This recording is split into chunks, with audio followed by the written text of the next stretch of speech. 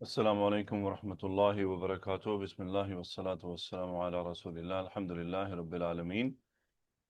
اعراب ریاض الصالحین اور اس کے فوائد، حدیث نمبر 99، باب فی المجاہدہ۔ الحمدللہ آج ہم حدیث نمبر 99 مکمل کریں گے۔ ان عائشہ رضی اللہ عنہا انہا قالت کان رسول اللہ صلی اللہ علیہ وسلم اذا دخل العشر احیا اللیل وایقظ اہلہ وجد وشد المئزر، متفق علیہ۔ یہ حدیث مبارکہ بیسیکلی رمضان المبارک کے جو آخری 10 راتیں ہوتی ہیں ان کے بارے میں ہے۔ ان عائشہ رضی اللہ عنہا یہ ہم کر چکے ہیں۔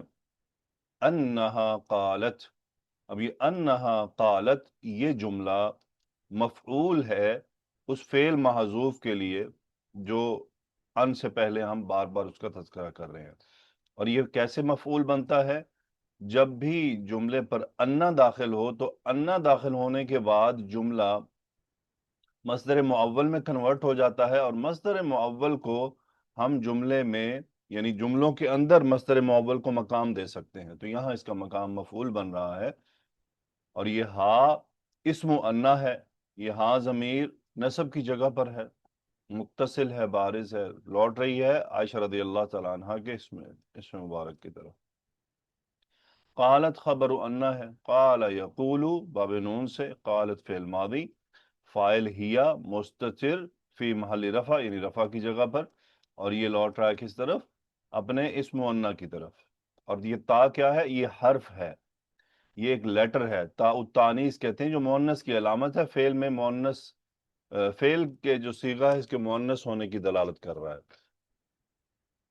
ان عائشہ رضی اللہ عنہا قالت، انہا قالت یعنی روایت ہے عائشہ رضی اللہ تعالی عنہ سے کہ انہوں نے فرمایا، کیا فرمایا؟ کان رسول اللہ صلی اللہ علیہ وآلہ وسلم اذا دخل العشر احیا اللیل وایقظ اہلہ وجد وشد المئزر، متفق علیہ۔ اب جب کانا آ جاتا ہے، کانا یکون باب نون سے، کانا کی اصل میں دو اقسام ہوتی ہیں، کانا تامہ، ایک ناقصہ۔ تامہ وہ ہوتا ہے جس میں یہ اس کا جو میننگ ہوتا ہے وہ ہو جانے کی میننگ میں ہو جائے، اور اس کا فائل اس کو کافی ہو جائے۔ اگر آپ اس کی خبر کو ہٹا دیں تو وہ میننگ کمپلیٹ ہو، میننگ کمپلیٹ دے۔ لیکن کانا ناقصہ میں وہ لازمی ہے کہ وہ جملہ فعلیہ پر داخل ہوتا ہے، اور جملہ فعلیہ میں مبتدا اور خبر پر داخل ہوتا ہے۔ رسول اللہ صلی اللہ علیہ وآلہ وسلم، یہاں پر مرکب اضافی ہے، رسول اللہ مرکب اضافی ہے، رسول مرفوع اسم ہے۔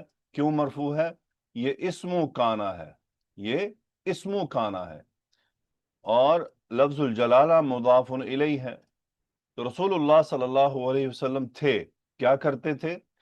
اب وہ آگے آ رہا خبر کانا کی، اور وہ ظرف ہے، ظرف زمان، اذا ظرف زمان ہوتا ہے۔ اذا ہمیشہ یہ اسم ہے، ایک چیز۔ دوسرا یہ اسم ظرف، ظرف میں بھی کون سا ہے؟ زمان ہے، یعنی زمانے کو ظاہر کرتا ہے۔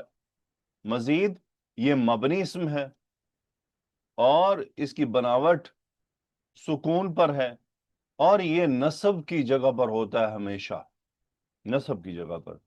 جن طالبات کو یہ والی باتیں سمجھنے میں مشکل آ رہی ہے، نصب کی جگہ مبنی، بناوٹ اس کی سکون پر ہے، تو وہ پلے لسٹ میں جو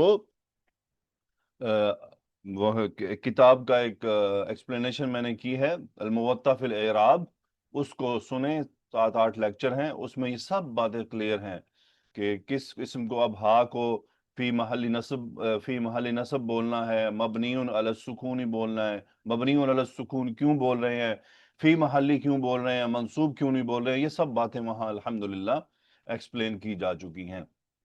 تو اذا ہمیشہ فی محل نصب ہوتا ہے، مفعول فی ہونے کی وجہ سے۔ اذا، اب یہاں پر یہ خبر کانا بن رہا ہے، ظرف ہے، شبہ جملہ کے طور پر آ جائے گا۔ اذا جب، اب جب اذا آ گیا تو آگے اس میں شرط موجود ہے اور جواب الشرط موجود ہے، اور اذا کے جو بعد جملہ ہوتا ہے وہ اذا کا مضاف الیہ ہوتا ہے. کیوں؟ کیونکہ اذا ایک ظرف ہے، اور ظرف مرکب اضافی مضاف بن کر آتے ہیں، تو یہ مضاف الیہ ہے جملہ. اب اس کا شرط جواب شرط ہم نے تلاش کرنا ہے. اذا دخل العشر، اب یہ جملہ تو شرط ہے. احی اللیل، یہ جواب الشرط ہے. تو یہ جملہ تو شرط اور یہ جواب الشرط، یہ اس کا جواب آ گیا. اب جواب پر عطف ہو رہے ہیں. اب جواب ایک نہیں ہے، جواب ایک کیا کرتے تھے؟ ایک کام. وَأَيْقَظَ أَهْلَهُ، یہ دوسرا کام. وَجَدَّ، یہ تیسرا کام. اور شد المئزرہ، یہ چوتھا کام. یعنی آپ علیہ السلام جب یہ جملہ تو شرط ہے، اس کے جواب الشرط میں چار کام ہیں جو کیا کرتے تھے. اب ہم ان کو دیکھتے ہیں. اذا دخل العشر، دخل یدخل باب نون سے داخل ہو جانا.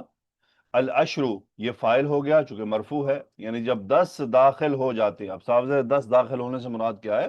10 راتیں رمضان کی آ جاتی. اذا دخل العشر احیا اللیل، احیا یحیی باب افعال میں سے ہا یا مادہ. احیا اللیل باب افعال میں سے فعل ماضی کا صیغہ. اس کا فاعل کیا ہے؟ ہوا. اور وہ کون ہے؟ یہ پیچھے لوٹا ہے رسول اللہ صلی اللہ علیہ وسلم کی طرف. یعنی احیا اللیل، اللیل منصوب مفعول بہ. سو یہاں یہ مفعول بہ ہے، مفعول فیہ نہیں ہے. فیہ کیوں؟ دیکھیں فی اور بہ میں فرق کیا ہوتا ہے. بہ وہ جس پر براہ راست فعل کا افیکٹ ہو رہا ہو. فی وہ ہوتا ہے جو یعنی جو جگہ یا وقت ہمیں فعل کے ہونے کا وقت بتائے. اب یہاں احیا اللیل، یہاں اللیل مفعول فی نہیں ہے. کیوں؟ کیونکہ یہ عمل کے ہونے کا وقت نہیں بتا رہا، یہ باقاعدہ مفعول کے طور پر ہے کہ اسی پر کام کیا جاتا تھا. اس لیے یہ تھوڑا سا فرق ہو جائے گا یہاں پر. تو احیا اللیل یعنی جب 10 راتیں آ جاتی تو آپ علیہ السلام رات کو زندہ کرتے. احیا یحیی کا مطلب ہوتا ہے زندہ کرنا. اب یہاں زندہ کرنے سے مراد کیا ہے؟ یعنی رات میں جاگتے. آپ پوری رات عبادت میں گزارتے. یعنی جیسے کہ رات کو زندہ کر دیا، فلاں نے رات کو زندہ کیا کر دیا، مطلب ہے کہ ساری رات وہ بزی رہا ایک کام میں، اور اس نے سب کو خود بھی جاگتا رہا اور سب کو جگایا. کہتے ہیں نا راتیں جناب زندہ رہتی ہیں. راتیں زندہ رہتی ہیں مراد یہی ہوتا ہے کہ مطلب ہے کہ ساری رات ایکٹیویٹی چلتی رہتی ہے. سو احیا اللیل، واو حرف عطف، جملہ عطف ہو رہا ہے جملہ پر. ایقظ فعل ماضی باب افعال جگانا، باب افعال جگانا. سو اس کا جو فاعل ہے وہ ہوا، وہ رسول اللہ صلی اللہ علیہ وسلم کی طرف لوٹ گیا. ایقظ اہلہ، اہلہ مرکب اضافی مفعول بہ، اہل منصوب. اور آپ صلی اللہ علیہ وآلہ وسلم اپنے گھر والوں کو جگاتے. یعنی کتنے کام ہوتے؟ ایک تو یہ کہ ساری رات آپ عبادت کے لیے زندہ کر دیتے رات کو. دوسرا، آپ اپنے گھر والوں کو بھی جگاتے. وہ ایقظ اہلہ، اتنے بڑے اجر سے محروم نہ ہو جائیں. وہ جد یجدو باب داربا سے آتا ہے. اس کا مطلب ہوتا ہے خوب محنت کرنا. یعنی کسی بھی کام میں اپنی کمپلیٹ ایفرٹس لگا دینا. جد یجدو، وجد فعل ماضی ہوا فاعل، اور خوب محنت کرتے. وشد المئزر، شد یشدو، یشد یشدو باب نون سے. اس کا مطلب ہوتا ہے بیسیکلی کس لینا، یعنی کسی کو کس دینا. یعنی شددت الحبل، یعنی رسی کو کس دیا. شدہ. سو شد یشد المئزر، شدہ فعل ماضی ہوا فاعل. میزر کسے کہتے ہیں؟ میزر بیسیکلی تہبند کو کہتے ہیں. مفعول بھی آ گیا اور آپ صلی اللہ علیہ وآلہ وسلم تہبند کس لیتے. یعنی بیسیکلی یہاں سے اصل جو جملہ جو تفہیم مراد ہے وہ یہ کہ آپ کمر کس لیتے. تو یہاں المئزر بعض علماء نے کہا ہے کہ کنایہ کے طور پر استعمال کیا گیا ہے کہ آپ اپنی خواتین کے قریب ان 10 راتوں میں نہیں جاتے تھے، یعنی اپنی ازواج کے قریب ان 10 راتوں میں نہیں جاتے تھے. تو یہ اس سے کنایا ہے.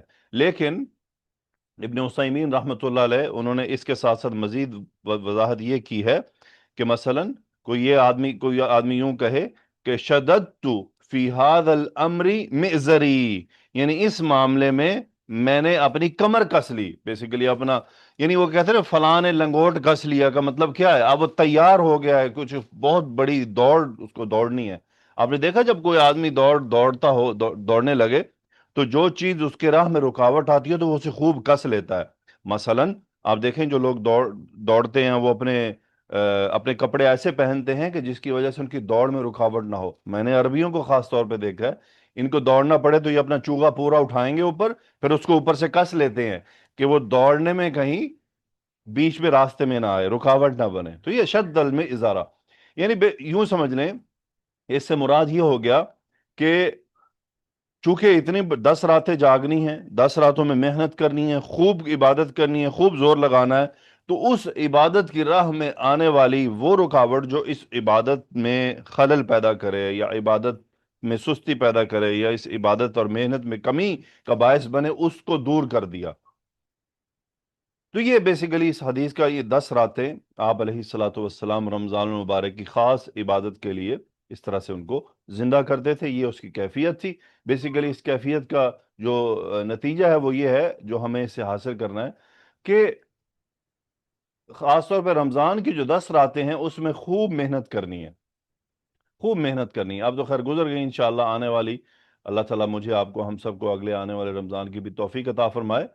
اور اسی طرح اس سے ہم ایک جنرل میسج یہ بھی لے سکتے ہیں کہ جب بھی خاص طور پہ ایسا سیزن ہو جس میں عبادت کرنی ہو، جیسے ابھی ذو الحجہ کے 10 دن آئیں گے، اس کے اندر انسان اپنی طرف سے خوب محنت کرے، خوب کوشش کرے، اور اس محنت اور کوشش کے درمیان میں جو چیزیں رکاوٹ کا باعث بن سکتی ہیں ان کو خود سے دور کرنے کی کوشش کرے تاکہ وہ خود کو وہ یکسو ہو کر عبادت کر سکے.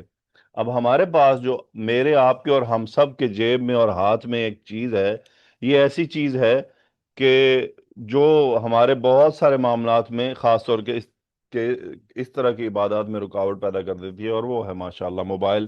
فائدے تو ہیں ہی ہیں اس کے بہت سے، اور اسی طرح اس کے نقصان بھی ہیں. تو اللہ تعالی ہمیں اس سے فائدہ اٹھانے کی توفیق عطا فرمائے، اور یہ اس سے جو ہمارے نقصان کی باعث بنتی ہیں چیزیں، اللہ تعالی ہمیں ان نقصان سے اور شیطان کے اس شر سے محفوظ رکھے. آمین. تو الحمدللہ آج ہم نے 99 حدیث کر لی ہیں. اللہ سبحانہ و تعالیٰ سے دعا ہے کہ وہ قبول فرمائے اور ہمیں عمل کی توفیق عطا فرمائے، اور اگر کوئی غلطی ہوئی ہو تو اسے ہمارے طرف سے، یعنی ہمارے کندھوں سے اسے اتار دے اور اسے معاف فرمائے. سبحانک اللہم و بحمدک، اشہد ان لا الہ الا انت، استغفرک و اتوب الیک. اللہم صلی وسلم علی نبینا محمد. آمین یا رب العالمین. السلام علیکم ورحمۃ اللہ وبرکاتہ.